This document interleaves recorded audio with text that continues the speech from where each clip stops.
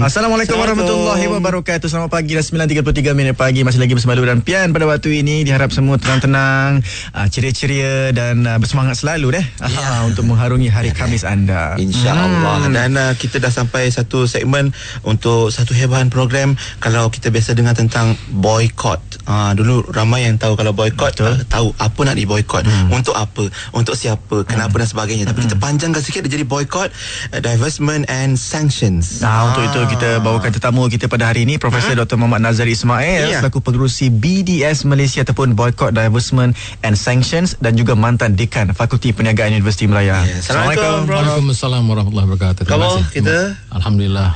Terima kasih Prof sudah luangkan masa bersama hari ini. Sebelum ni kita selalu hubungi Prof untuk bertanyakan isu-isu berkaitan ekonomi dan sebagainya.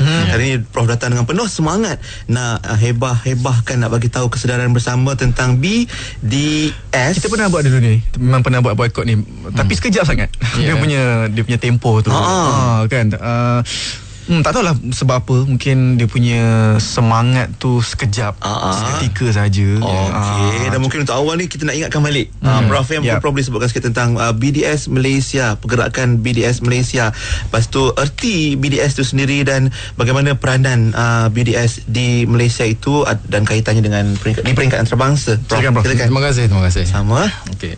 Jadi pertama sekali saya mengucapkan terima kasihlah kerana sudi menjemput saya pada pagi ni kembali dalam media. Jadi, kita tahu bahawa usaha boycott ni dah lama. Betul. Tetapi saya memerhatikan dululah semasa saya menjadi dekan di fakulti dulu, saya memerhatikan bahawa usaha-usaha boycott ni dia tidak berapa terancang dan tak berapa kemas lah. Sebab ada syarikat-syarikat yang membantu Israel dengan kezaliman yang tidak kita beri perhatian. Tapi ada yang kita bagi perhatian, yang dirasakan oleh gerakan boykot antarabangsa kepada Israel ini, dia rasa bahawa itu syarikat tidak penting. Ada juga ada persiapan pendapat lah. Jadi saya pun telah berusaha untuk mengadakan satu persidangan dan saya memanggil expert-expert daripada luar negeri, daripada Amerika Syarikat, daripada Australia dan juga daripada NGO Malaysia. Kita bincang bersama-sama bagaimana kita nak memastikan bahawa usaha untuk melemahkan Israel ini atau melawan Israel ini lebih terancang dari segi boykot ini. Jadi kita buat persidangan, kita berbincang, dan hasilnya lah kita telah mewujudkan BDS Malaysia inilah yang mereka telah melantik saya menjadi pengurusi. Saya sebenarnya tak merancang menjadi pengurusi, saya nak mengadakan persidangan saja. Tapi jadi kita dah wujudkan dan telah didaftarkan pada bulan Mac tahun ini secara rasmi.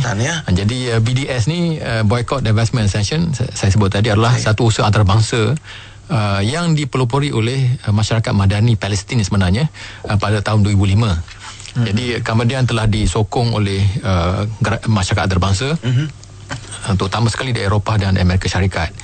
Dia perkataan B itu adalah boycott, kita tahu semua. Divestment adalah pelupusan saham. Maknanya kalau syarikat-syarikat yang melabur di Israel, di syarikat-syarikat Israel, digalakkan ataupun diminta untuk melupuskan pelaburan, keluarkan saham supaya ekonomi Israel akan menjadi lemah.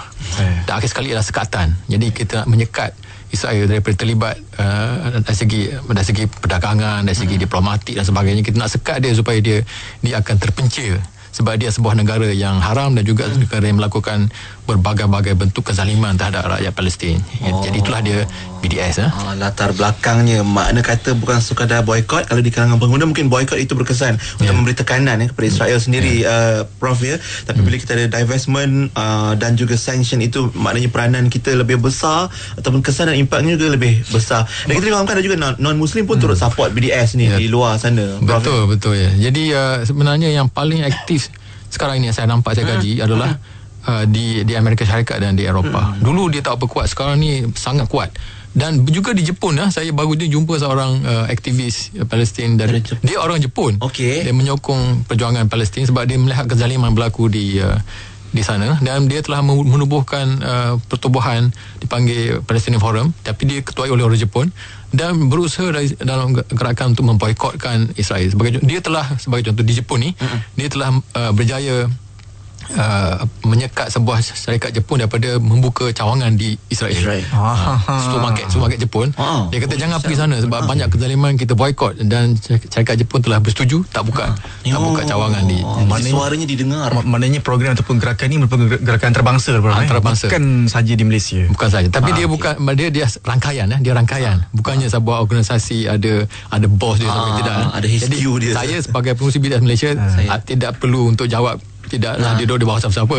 Cuma kita mempunyai rangkaian, kita mempunyai hubungan, kita komunikasi, kita berbincang.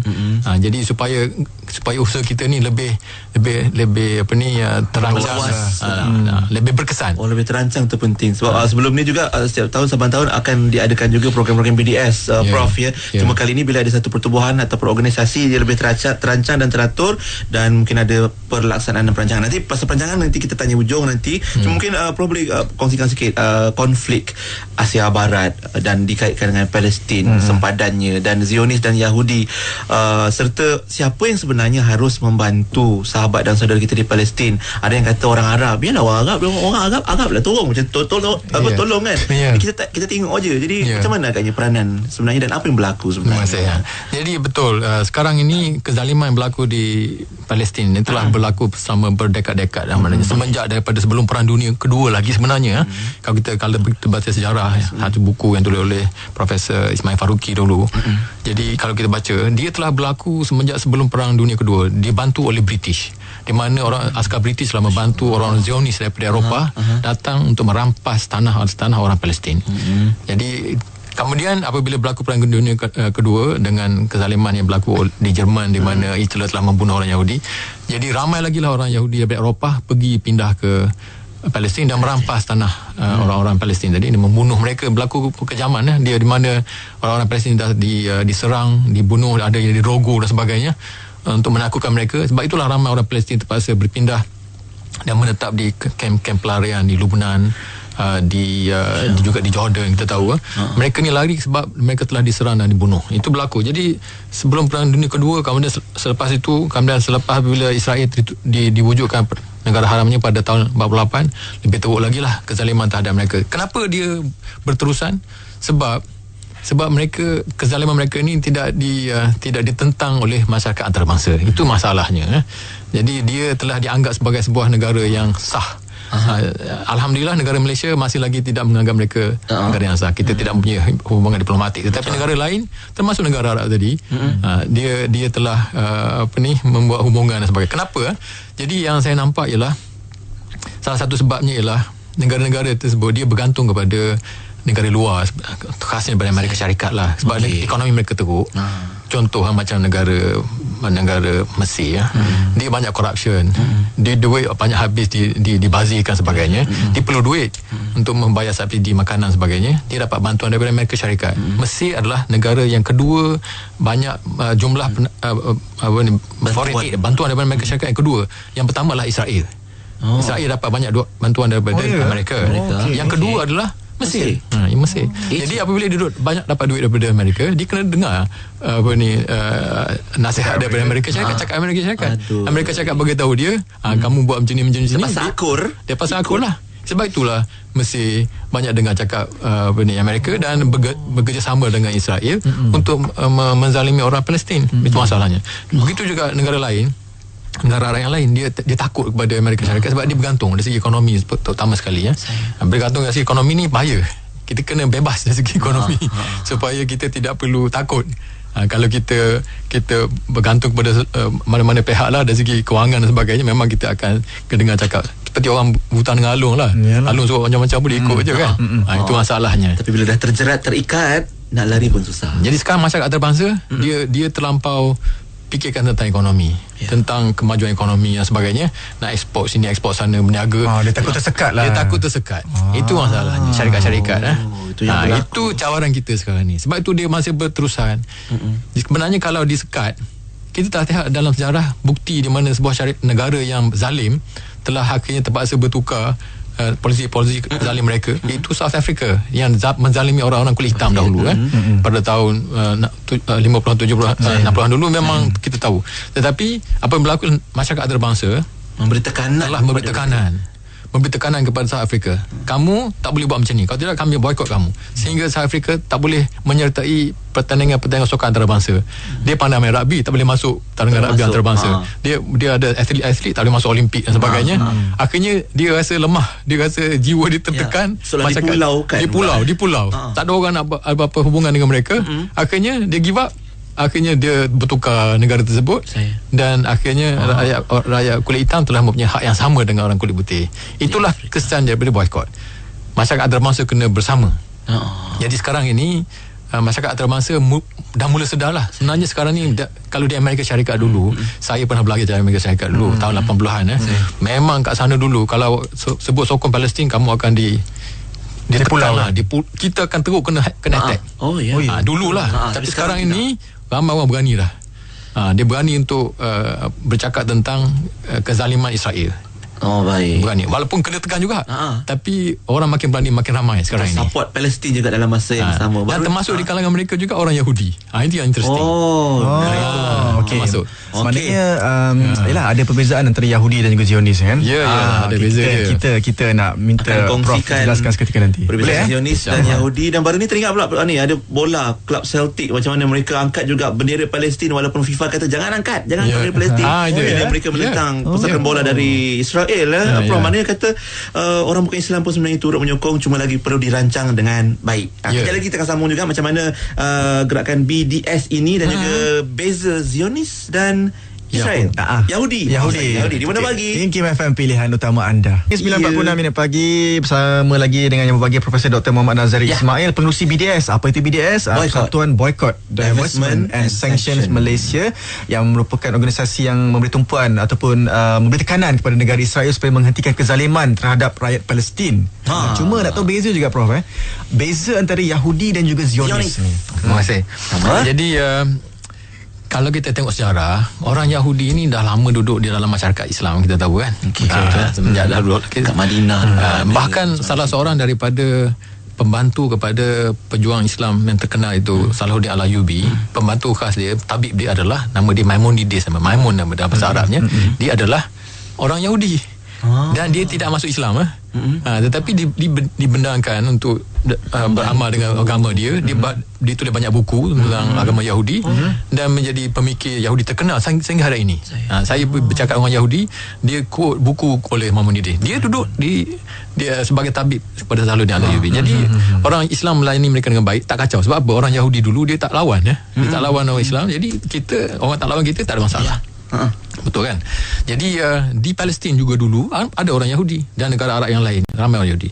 Apa berlaku ialah di Eropah, masalah ini bermula di Eropah, di mana orang-orang Yahudi di Eropah telah ditekan dan dizalimi oleh orang-orang Eropah, orang Kristian lah kebanyakan mereka. Jadi berlaku banyak pertumpahan darah, banyak kezaliman, banyak penekanan. Jadi orang Yahudi di Eropah dia mula dia rasa tak puas hati, tertekan sebagainya. Ada yang cuba meninggalkan agama mereka, dia jadi sekular.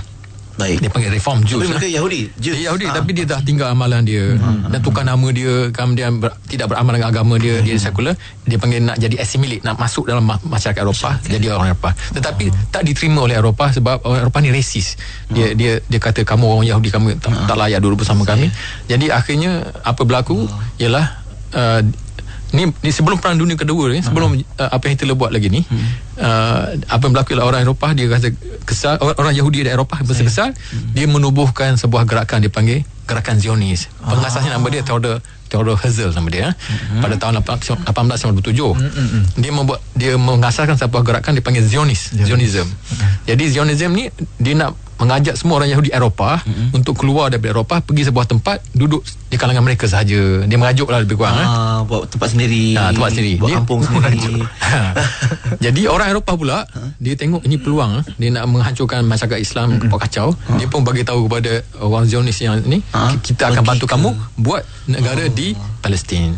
Satu perisytiharan oleh seorang pegawai tinggi kerajaan Britain, nama dia Lord Balfour. Dia kata kami akan buat keputusan, kamu boleh duduk di negara Palestin. Padahal negara Palestin bukan hak orang British, tapi dia pandai-pandai kata kita bagi Palestin kepada kamu untuk buat sebuah negara di sana. Jadi mereka inilah yang datang daripada Eropah. Dia ni adalah orang Zionis. sebut tadi Zionis ya. Sebab di Palestin ni ada orang Yahudi. Dan ada yang tak setuju dengan kedatangan orang Eropah ni. Mula dia tengok orang Yahudi datang Eropah ni, dia okey. Tapi dia tengok ini lain macam ni, ramai datang. Kemudian bincang-bincang, kemudian rampas sana lagi. Rampas sana. Lepas tu orang Yahudi di Palestin menentang mereka. Tetap ada perubahan lah. Natural Carta sebagai contoh. Kalau kita baca kita tahulah. Dan mereka ni ada yang telah dibunuh oleh orang Zionis sebab Zionis bunuh Yahudi. Zionis sekular ni ya. Jadi dibunuh Yahudi yang menentang mereka. Jadi tapi pandainya orang Zionis ni, dia buat macam-macam taktik untuk menakutkan orang Yahudi di Eropah supaya pindah. Dan juga di negara Arab yang lain supaya pindah ke Palestin ini, termasuk dia pergi bom masjid-masjid. Itu bukan sinagog, dia panggil sinagog ni tempat ibadah orang Yahudi. Dia pergi bom. Dia kata ini orang Arab nak bunuh kamu. Sebenarnya dia yang pergi bom. Dia nak menakutkan orang Yahudi. Baling batu sembunyi tangan. Jadi dia buat taktik kotor supaya menjayakan agenda dia. Supaya semua orang Yahudi berpindah ke sana. Jadi ini dilakukan. Ni saya dapat maklumat ni daripada pertubuhan Yahudi yang menentang Israel. Yang menentang Israel. Itu yang bezakan Yahudi dan Zionis itu. Bagaimana Yahudi pun sebenarnya tak support, tak sokong tetapi ramailah orang Yahudi yang telah tertipu oleh Zionis. Maka dia pun pergilah. Maknanya orang Yahudi pun ramai, di kalangan Zionis ramailah orang Yahudi lah. Tetapi Zionis ni bukan orang Yahudi saja ya. Termasuk juga adalah orang Kristian. Orang juga ada Zionis. Dipanggil Christian Zionism. Christian Zionism adalah orang Kristian yang bersetuju dengan pendapat bahawa orang Yahudi kena duduk di Palestin. Sebab kalau mereka duduk di Palestin, maka Tuhan akan datangkan Messiah atau penyelamat. Ini kepercayaan sebahagian daripada orang Kristian. Jadi dia dalam kitab dia kata bahawa kalau bila orang Yahudi berkumpul di Palestin, maka Messiah akan datang dan dia akan diselamatkan. Jadi dia setuju dengan Zionis ini. Jadi dia jadi Zionis walaupun dia orang Kristian. Orang Arab pun ada. Sebagai contoh adalah orang Arab yang bekerja dalam tentera Israel. Ada orang Arab jadi ada askar Israel. Dia bersetuju, dia jadi Zionis lah. Jadi Zionis ni tak semestinya orang Yahudi saja. Ada orang Arab, ada orang Islam juga pun ada. Sebenarnya dia tak ikut ajaran Islam, dia klaim Islam. Tapi dia bersetuju dengan Israel. Kalau dia bersetuju dengan bahawa Israel ni sah untuk menjadi sebuah negara yang sah, wujud di Palestin, maka dia adalah orang Zionis. Sesiapa yang bersetuju dengan idea bahawa orang Yahudi layak untuk mempunyai sebuah negara di Palestin, siapa yang bersetuju dengan hakikat itu, maka dia Zionis lah. Dia mempunyai kepercayaan Zionis. Jadi kita kena jaga. Kita kena jaga di situ macam mana mereka yang menyokong Zionis bukan sahaja mereka yang beragama Yahudi asalnya, kemudian yang datang dari Eropah, tapi ada tali baru yang lain juga yang turut bersama mereka. Baik, Prof, ada sahabat kita Zul di Facebook ikim.fm katanya seeloknya kita kena viralkan, beritahu kat masyarakat syarikat-syarikat atau organisasi yang patut diboykot secara terbuka. Mungkin boleh disebut setengah syarikat ataupun mana-mana organisasi yang sokong Zionism ni. Mungkin bagaimana agaknya? Boleh saya boleh cerita. Jadi gerakan Kebebasan Antarabangsa ni membuat kajian. Apakah dia sebenarnya banyak syarikat yang beroperasi di Israel. Kalau kita nak boykot semua sekali, kita pun letih juga kan. Ada ribu-ribu kan. Jadi kita memilih syarikat-syarikat yang betul-betul strategik, yang betul-betul membantu Israel ni secara direct. Kita secara direct. Contoh saya bagi contoh. Gerakan Kebebasan Antarabangsa buat research, salah sebuah syarikat yang sangat membantu tentera Israel adalah syarikat Caterpillar. Dia membekalkan jentolak bulldozer. Jadi tentera Israel, askar Israel ini penakut lah. Dia duduk belakang biasanya. Dia nak pergi ke depan lah kereta kebal ataupun jentolak. Jadi kereta kebal ditembak.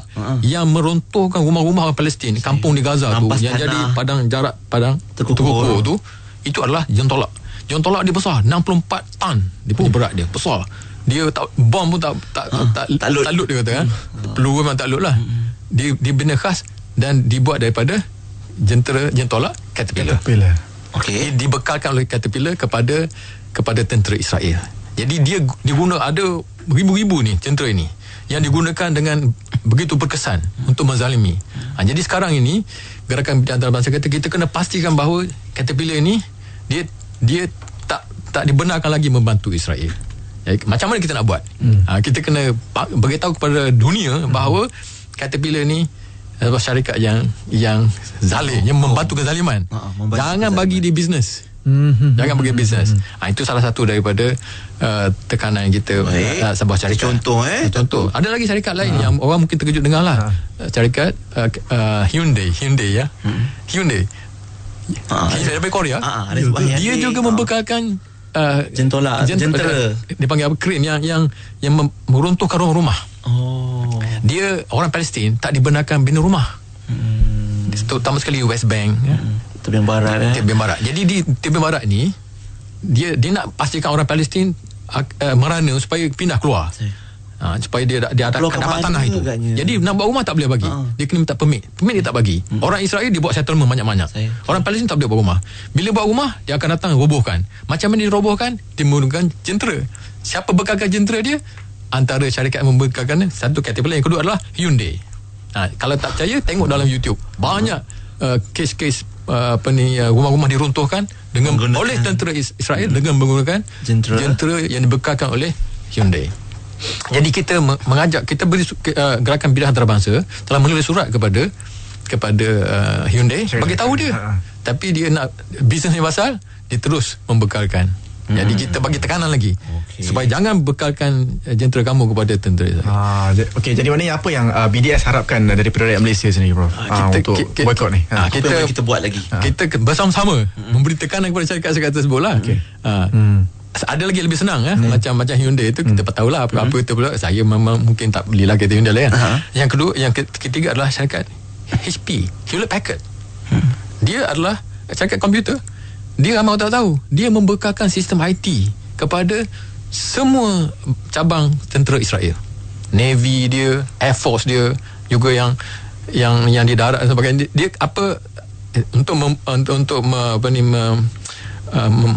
menghasilkan sebuah tentera yang canggih. Kita ada sekarang kan ada sistem IT yang bagus kan. Siapa yang membekalkan sistem IT yang high tech ni adalah HP daripada Amerika Syarikat. Ramai orang tak tahu. Jadi HP ni dia dapat berbilion-bilion kontrak daripada negara Israel untuk membekalkan sistem IT kepada Israel. Jadi kita kena inilah syarikat-syarikat yang kita kena betul-betul. Ramai orang mesti tak tahu kan. Kita duk boykot syarikat-syarikat lain kan. Yang dia benda yang lain tu dia tak kesan, dia tak kuat. Yang macam HP ni kita kena jaga. Ini juga menguatkan kempen boykot, divestment and sanction. Divestment mana kita kena hentikan aliran saham kepada mereka, investment mereka, pelaburan mereka. Kita kata keluarlah, jangan bekalkan lagi. Kita kena tekankan kepada mereka supaya dia sedar bahawa kita kita tidak reda. Tak reda dengan apa yang ada lagi kalau nak dengar lagi syarikat. Itulah rasanya kita sedikit masa. Cuma macam mana agaknya kita nak dapat tahu contoh senarai syarikat yang boleh kita boykot ataupun gerakan-gerakan lanjut untuk BDS ni Prof di Malaysia. Tak ada masalah. Kita ada website. BDS Malaysia. Cuma masalah teknikal sekarang ni sebab kita punya website dah kena serang. Yang menunjukkan bahawa Israel ni cukup takut antarabangsa ni, kerana BDS antarabangsa ni. Dia dah kenal pasti rupa-rupanya di Malaysia ada BDS. Dan website kita baru naik beberapa bulan dah kena attack. Jadi kita akan rasanya dah dibangunkan balik lah. Jadi dalam website itu kita senaraikan syarikat-syarikat dan produk-produk yang kita kena boykot lah. Jadi cari je BDS Malaysia. InsyaAllah jumpalah nanti dan kita ada Facebook juga. Boleh buat juga BDS Malaysia. Dekat Facebook kita ada BDS Malaysia. Boleh dapat maklumat yang lebih kat situ. Kita ada banyak-banyak. Baik, terima kasih banyak Profesor Dr. Muhammad Azhari Ismail, pengerusi BDS Malaysia dan juga mantan Dekan Fakulti Perniagaan Universiti Melayu, cerita tentang boycott, divestment and sanction. Malaysia kena terancang. Kadang-kadang kalau kebatilan yang teratur akan menghancurkan kebaikan yang tidak teratur ataupun tidak terancang. Jadi kita kena rancang betul-betul, mantapkan BDS Malaysia. Terima kasih Prof. Assalamualaikum. Waalaikumsalam warahmatullahi wabarakatuh.